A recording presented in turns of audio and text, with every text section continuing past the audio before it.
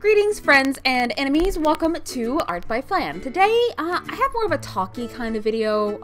I know a lot of people I follow and a lot of people recently have been getting into digital art, and I've gotten quite a few requests for digital art tips. And obviously I'm a digital artist, most of my channel is digital art, it's my favorite medium, it's my main medium, and so I wanted to sort of talk about it a little bit. I'm not a tips kind of person. I'm not a very good teacher, I guess, but here's just some stuff I learned about digital art in the 10 plus years I've been doing it.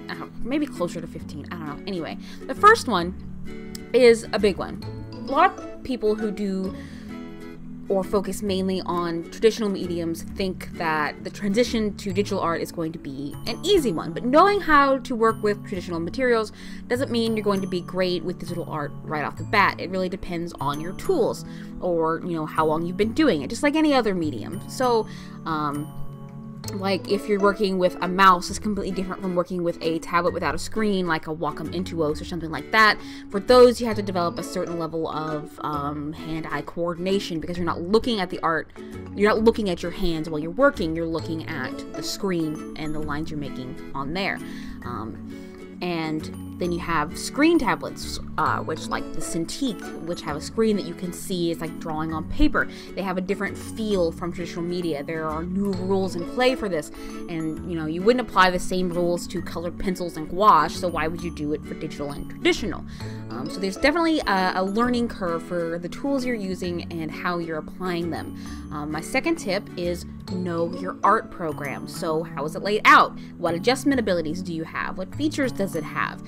My other advice for this is to stick to 1 or 2 art programs. If you're just starting out with digital art, there are tons of different art programs out there, both free and paid.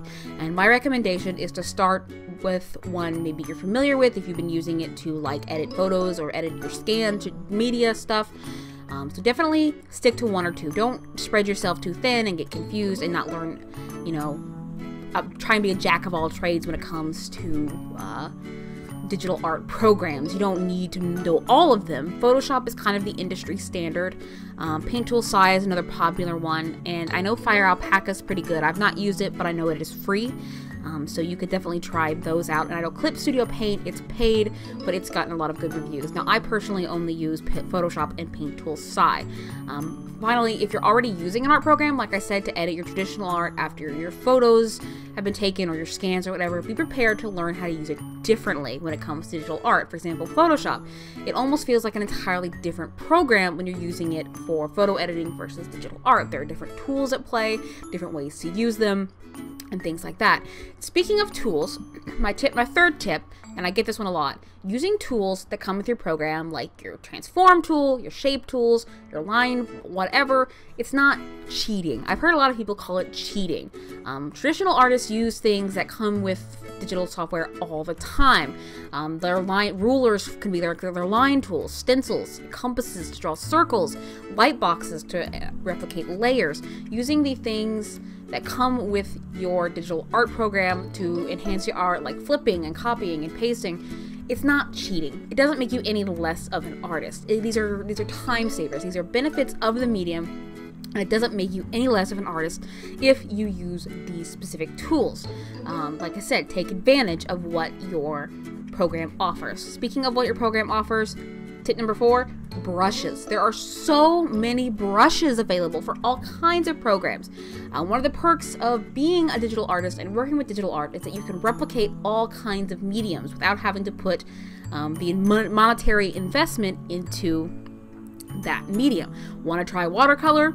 There's a brush for that. Want to try oils? There's a brush for that. Have trouble drawing chains or bubbles or grass? There's a brush for that. They can help you as a starting point for drawing those things. Different brushes have all kinds of different effects, which can really change how your art looks and the textures it has. Don't forget to play around with them. Find something you like.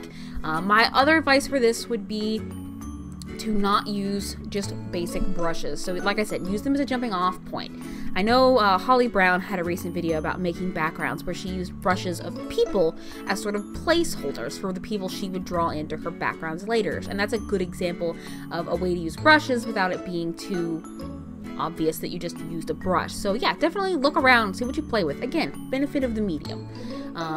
On that same level, nibs. A lot of things people don't talk about with digital art, especially when you're using a tablet, are the nibs that come in your pen. Wacom tablets specifically use plastic nibs, and there are tons of them.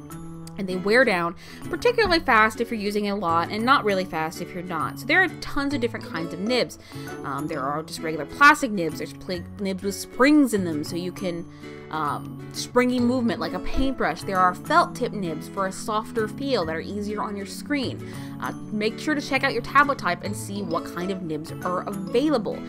For Wacom users specifically, make sure to check any peripherals that come with your tablet, like pen stands, because Wacom likes to hide extra nibs in those. They like to give you, they always seem to give you more nibs, so definitely check out any pen stands, check out like battery compartments on the back, because Wacom tablets specifically usually come with a bunch of extra nibs and at least one of some of the types they offer, so you can try them out and buy replacements if you need to. My last tip on this one is there's a post going around on Tumblr for a while saying that you could use a dry spaghetti noodle as a nib, and yes, you can. It will work, but please don't do it.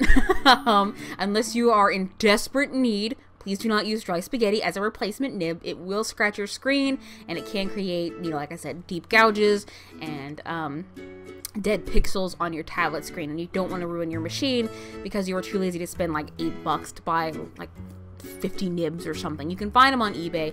They're not eBay, Amazon. They're really cheap. You can buy them from Wacom. Don't use spaghetti. And tip number 6, in conjunction with nibs, pen pressure. Pen pressure is key. Pen pressure is the key to line weight. Pen pressure is the key to that sketch-like feel you get with a pencil. It basically just changes the width of the line based on how hard you're pressing on the tablet. So a lighter press is going to give a lighter, thinner line, and a harder press is going to give a darker, thicker line. Don't settle for the factory pen pressure. Tweak it a bit, see if there's anything else about it that works better for you, and different brushes and programs will also utilize pen pressure differently. So like I said, this all kind of ties into knowing your program and knowing your tablet. Make sure all of those things work together and find what works best for you. And in conjunction with pen pressure, tip number 7, inking digitally is different. Now, one of the main problems I see people have, well, 2 main problems I see people have when they first start digital art is, number 1, blending. Don't ask me, I don't do blending. I tried for a long time and I was garbage at it, though now you know why I do cell shading. But number 2 is inking. So the big main difference is, with traditional art, you go a bit slower, so you can control your line better to get a smoother, even line. However, with digital art, this usually results in a shaky, uneven line. For digital art, my best tip is to draw quick, fast strokes, so you can get a smoother line to get what you want. Because you have an instant undo button with digital art, it's not a problem to draw the same line over and over until you get the line the way you like. So it's basically just redrawing it until you do it. So quick, fast strokes and the undo button are the key to digital line art. And don't be afraid to try a line stabilizer. This goes back to that using tools provided with the program and that you can download are not cheating. It's just another tool to help you out. A line stabilizer is a very handy tool that will help eliminate that shakiness and reduce stress on your wrists and hands. So you're not repeating that movement over and over and over again. With a line stabilizer, you can go a little bit slower and the system will even out and smooth your line. I know Tool SAI comes with a built-in stabilizer. I don't know about other ones. I know Photoshop doesn't, but you can purchase a line stabilizer that works with almost any program called Lazy Nezumi Pro. It is like $30, but it works great and has a variety of other tools like freehanding circles and, you know, action lines and all that sort of stuff. So again, don't be afraid to work with the tools digital art has available. Tip number 8, how you see your art as a whole is different. Like when you're working with traditional art, you can see all of your piece throughout the entire process because it's on the piece of paper in front of you. But because of how the digital medium works, you're often working up close and on details. So you need to make sure to zoom out frequently to check your piece composition because you're working on the limited space of your screen rather than the limited space of your desk. So you want to make sure that everything is working together when you're working on smaller pieces. If your art program has the option, have the image open in another window so you can have it zoomed out while you're working on details in a second window, so you have an idea of your piece as a whole. So I know, like Photoshop, you can have your window that you're working in, and then you could open up a second duplicate window that updates while you're working on your piece. So you can have one zoomed out so you can see how everything's going, and then you can have the window you're working in so you can work up close.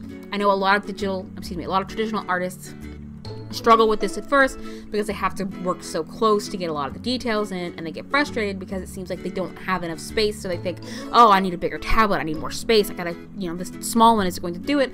But in reality, they just need to learn how to work with the space they're given. Tip number 9, this is one's important both for digital and traditional. Take care of your hands and wrists. Do stretches, take breaks. If your wrist starts to hurt, stop. Because you're often working on a more limited space, I guess unless you have a really big tablet, than on paper, you're going to have more wrist movement than arm movement. So normally it's advised when you're doing artwork, you move with your whole arm and not just with your wrist. But when you're working with a limited space, with a smaller tablet or something like that, you're going to be doing more wrist movements than arm movements. So you're going to want to take care of your wrists and arms. So you're going to do stretches. There are plenty available online. You want to take frequent breaks. You're going to want to pay attention to how your hands feel. Your hands are your most important tools in art. You want to take care of them. And finally, number 10, and it is the year of our Lord 2017 when I'm making this video, and I don't understand how people are saying that digital art is not art. Digital art is art. It's just a different medium of art. Digital art is just another medium. You still need to take some practice with it to be good at it, and it's not like if someone plops a tablet in front of you, you're suddenly going to be a master at it. With traditional art, it requires practice. Now, a lot of the backlash I see, a lot of people I see saying this are usually younger or people who don't do digital art and don't understand how it works. Don't let this deter you from doing digital art. It's absolutely a real and valid medium. How do you think cartoons get made today? How do you think Disney animated movies get made today? It's all digital art, and it's all completely valid. Brush it off, my friends, and you do you. So that's been some digital art tips for you guys. If you like what you see, don't forget to click that like button. If you have any additional questions, feel free to leave those in the comments down below. I'll definitely try to answer those if I can. And don't forget to click that subscribe button to see a new video from me every single week. Thank you guys so much for watching. Bye-bye.